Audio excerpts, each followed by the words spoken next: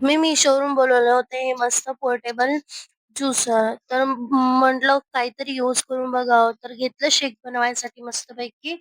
मग त्यामध्ये टाकायसाठी काय, तर दूध, आईस्क्रीम, चॉकलेट हे सगळं आणलेलं होतं. कॉफी पण टाकली होती थोडीशी फ्लेवरसाठी. आणि मस्तपैकी दूध घेतलं होतं अमूलचं छान. बघा इथे आता मी मस्त दूध टाकून घेतो जारमध्ये. हो, आम्हा दोघांनाच प्यायचं होतं. थोडंसं दूध घेतलं, जास्त घेतलं नव्हतं. आणि मग इथे क्रंचीनेससाठी मी घेतलेली होती चॉकलेट.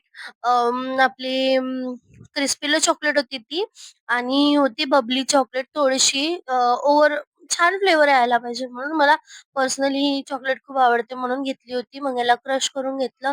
ती मेल्ट पण होते. ती खूप गरमी आहे ना चंद्रपूरमध्ये म्हणून. तर मग इथे टाकून घेतली मस्तपैकी चॉकलेटी फ्लेवर यायसाठी. माझ्या हाताला पूर्ण चिपकत होती ती. आणि मग टाकल्याच्या नंतर मग मी आईस्क्रीम घेतली. अं, आईस्क्रीम टाकायसाठी घेतली तर तर ती आईस्क्रीम इतकी मेल्ट झाली आहे बघा, तुम्ही बघू शकता पूर्ण. पण तरीही टाकून घेतली कारण काल आणली होती त्यामुळे. आणि हे टाकलं ते आईस्क्रीम कोनचं, कारण की थोडंसं क्रंचीनेस यावं म्हणून, थिक थिक व्हावं म्हणून. तुम्ही तुमच्यासाठी ऑप्शनल आहे. तुम्हाला जर टाकायचं असेल तुम्ही टाकू शकता. अदरवाईज नका टाकू. तर मग मी ते ज्यूस सॉरी माझं शेक ब्लेंड करायला सुरुवात केली. तर मग हे शेकर जे आहे ते ठीकठाक तर होतं, पण ते जे आहे ना सुरबन-सुरबन होत होतं. म्हणजे की 10 वेळा त्याला सुरू करावं लागत होतं.